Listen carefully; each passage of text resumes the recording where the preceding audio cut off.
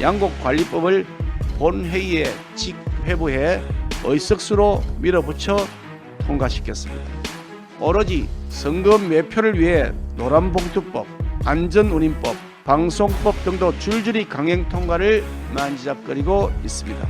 이에 그치지 않고 대통령의 대법원장 임명권 제한 법안, 대통령의 사면권 제한 법안, 대통령의 국가인권위원 지명권 제한 법안, 정부의 외교협상 권한 제한 법안 등도 제출했습니다.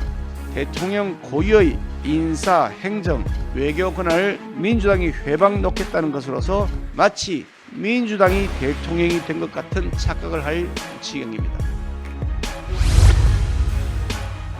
민주당에 대해서 말씀드리겠습니다. 올해 들어 2월까지 국세 수입이 지난해보다 16조 원 가까이 줄면서 1, 2월을 기준으로 역대 최대 감소폭을 보였다고 합니다. 이는 경기 둔화에 따른 시장 침체 영향 때문으로 보입니다. 이럴 때일수록 경기 활성화 방안을 마련하고 나라의 곳간을 더욱 엄격하게 관리해야 합니다. 성급한 정세로는 해결 방안이 될 수 없습니다. 온발의 오줌 누기식의 임시 방편일 뿐입니다. 경기 활성화를 통해서 세원을 넓혀 세입을 확대시키는 것이 근본적 해결책입니다. 경기가 살아나고 투자와 소비가 활성화되어서 세수가 늘어나는 선순환 구조를 만들어야 지속가능한 발전을 할 수 있습니다. 인구 절벽이라 불릴 정도로 세계 최악 수준의 저출산, 고령화의 길목에 들어선 지금 재정 건전성과 성장 동력 확보라는 두 마리 토끼를 동시에 잡아야 하는 어려운 상황을 민주당도 모르지 않을 것입니다. 이런 상황에서 민주당은 양곡관리법을 본회의에 직회부해 의석수로 밀어붙여 통과시켰습니다.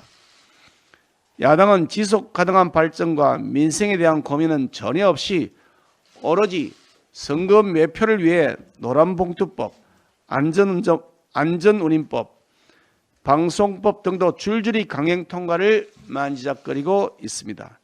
이에 그치지 않고 대통령의 대법원장 임명권 제한 법안, 대통령의 사면권 제한 법안, 대통령의 국가인권위원 지명권 제한 법안, 정부의 외교협상 권한 제한 법안 등도 제출했습니다.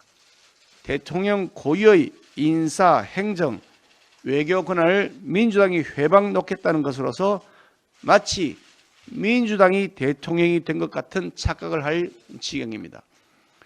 그렇게 좋은 법안이라면서 자신들이 여당일 시절에는 추진하지 않다가 정권을 뺏기자 이제 부랴부랴 추진한 이유는 뻔합니다. 윤석열 정부가 실패해야 민주당에게 반사적 이익이 생긴다는 못된 흉계라는 사실을 상식 있는 국민들은 잘 알고 있습니다. 민주당이 민생에는 관심 없고 오로지 선거 이후 분리만을 계산하면서 나라의 지속 가능한 발전을 가로막으며 발목 잡기를 계속하다가는 내년 총선에서 야당 심판을 받게 될 것입니다.